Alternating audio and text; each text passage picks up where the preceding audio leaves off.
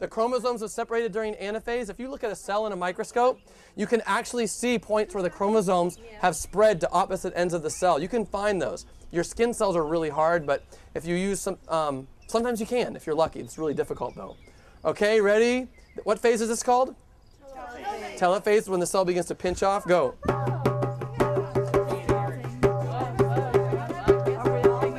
Doesn't matter. Just hang up. Now we need the nucleus to form again. Carefully. Yeah. Get in there. Get in there. And what do we yell? We always had wonder. I mean, it's what makes us human. Here what we have is teachers who are motivated. They would like to learn how to become better at teaching science. It's a big deal in that it's a big change. It felt like I worked smarter. I feel like, okay, what I'm doing is interesting now. All of a sudden the kids were getting a little bit more deeper science instruction.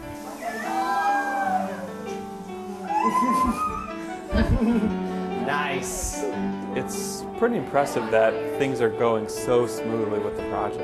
It's working. They're doing a great job with it. If we're really going to change what happens in schools today, we have to work together. Are you ready for some science? Yeah! All right!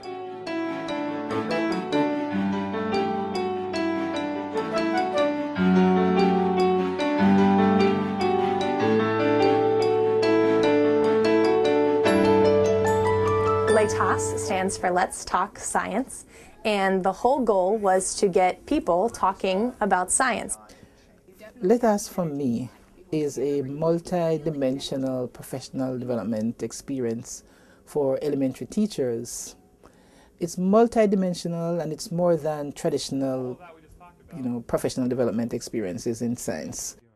And what's interesting for kids is as they're designing their coasters, you design your coaster and the first thing they know, they've got their first loop right here and the marble just shoots off. Well, why does it shoot off? It's not a binder that you put on the shelf or a bin that you hide in the back of your closet and you never look at again. What it is LETAS is a set of hands-on experiences that teachers can take with them and translate directly into their classrooms. So many times for professional development, teachers come for a day or a week and they're given a kit and then they go out into the world. And when they get back into the reality of the schools, there's nothing to make them want to keep it going. It moves! It is moving. Okay. PK Young is the lab school of the University of Florida, so besides teaching, there's an expectation that we really are involved with both research and dissemination of best practices. What that does is it makes it a win-win for us as well, because our students are the benefactors of good teaching, and then we have the opportunity to work with other teachers. Whenever you make your own practice public, your own practice becomes better. Elementary teachers do need support to continue their learning, especially in these content areas, and science for one, because they aren't science students. They weren't science students, but many of them, like science, had some basic science experiences, and they need more than basic science experiences to teach science in our schools.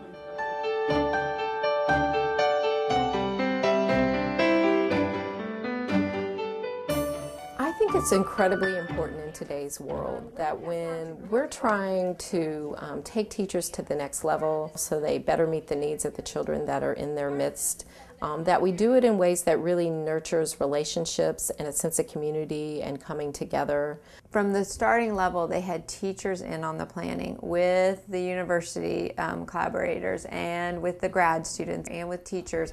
So when you put all those people together, as you start rolling it out, you hear the voice saying, but we need to do this to support it. LETAS is a partnership between University of Florida, professors of science education. Many of the teachers who work with the elementary teachers are high school and middle school teachers in both Union County and here at PK Young. We had already been taking some steps to increase science instruction, so LETAS just gave us a wonderful opportunity to increase our efforts.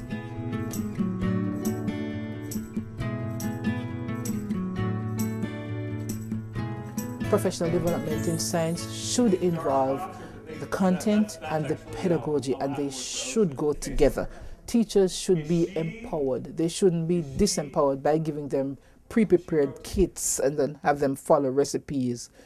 Yes, we use the kits as scaffolds and as guide, but we want to empower the teachers that they can transform these kids and make them applicable to their classroom. But to build an actual model and build an atom instead of an isotope. Oh yeah, no, look, I mean, if you ever wanted to teach this, and definitely this is not something for first grade, right? Okay, but let's say you've got.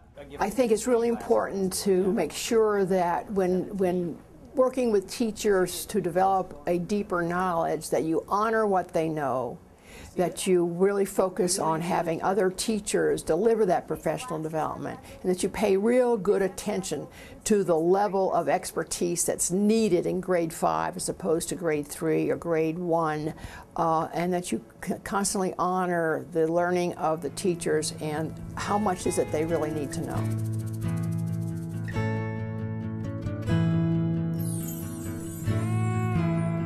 This summer at Lake Butler, we did a 5-day camp for the teachers. And the first day, we introduced them to the idea of journaling, which can help students process through the science that they're learning. And then we also introduced them to the process of inquiry, what that looks like. And they received 3 days of content in one half of the strand that they're assigned to for the year, and got good background in earth, physical, or environmental science. She's going to sort the beans and rice when Morgan says go. 3 minutes is the limit. Science can seem very overwhelming. In this project, we addressed 6 different strands of different types of science that you could be in, and all the content that goes with those 6 strands. I mean, that's a lifetime of knowledge, basically. But when you look at what is required to teach at each grade level, it becomes much more manageable. And so the teachers could say, oh, I just have to teach this, this, and this. I can do that, instead of teaching all of life and all of chemical and all of physical. I'm going to teach this lesson right here to my class unit, then I'm going to teach it to Rhonda's class, and then Allison's class, and then just energy.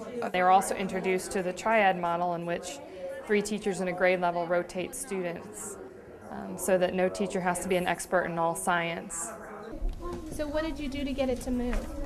I personally like to be able to teach the same thing 3 times, because every time it gets better, every time I can fine-tune what I want to do. I've even taken whole lessons out and said that didn't work. I need to do this a whole different way. And you don't have that opportunity on a regular basis unless it's year to year, and at that point, unless you're very thorough with your note-taking, it's hard to remember what do I want to change, how can I make this better. There's so many good things that happen when you can get teachers together and they have a common interest, and I think it's just so much easier when they are our kids and we're all working together towards getting them where they want to go. It's an important skill. It's one of our GLEs as second grade teachers, so we're going to have them work with thermometers and how do you measure heat. The final day, they had a day of planning, and they were asked to develop a unit plan. But it has a top so that whatever you put in it magnifies it. They have a day to sit and just plan and order materials, and that's something you don't usually get as a teacher. That's a luxury for them, and it's a luxury they should have more often.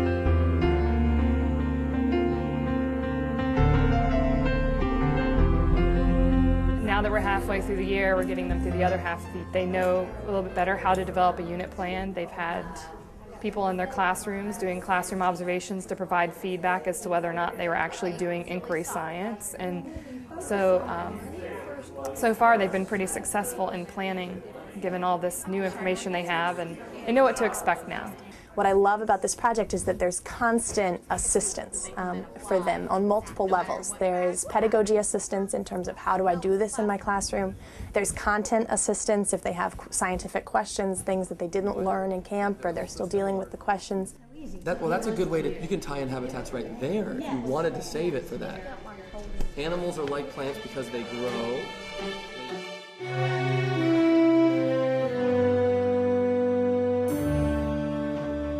All individuals, to function effectively, will need to be comfortable with science. Science as a way of thinking, as a habit of mind, as a process of understanding the world.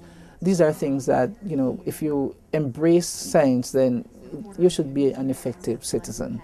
What I've always really loved about science is that they're not just what questions, they're why questions. I think for our kids, if they're aware of things, I think when they read newspaper articles or when they hear things on TV, they'll actually understand what's being told to them, and they can have the resources and know how to then go and investigate further. Many people have grown up thinking that science is something that other people do.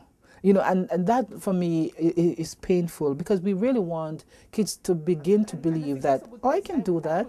I can understand what's happening in my world. I will know how to make these decisions based on the knowledge that I have. And so part of it too is not just teaching them science for science's sake, but you're developing skills that cut across the entire classroom curriculum. So if they're doing mathematics, the skills are in place. When you get to reading, the skills are in place, or the attitudes are in place.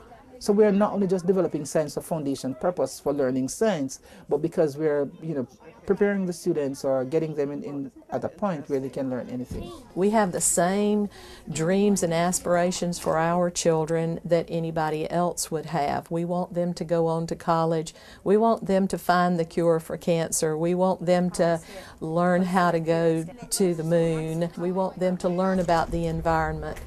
We want them to learn everything they need to learn to be good citizens and to be successful in life. If we continue to learn, if we continue to do the most current trends and current things that are going on in education, we know that it's going to impact our students' learning in a positive way.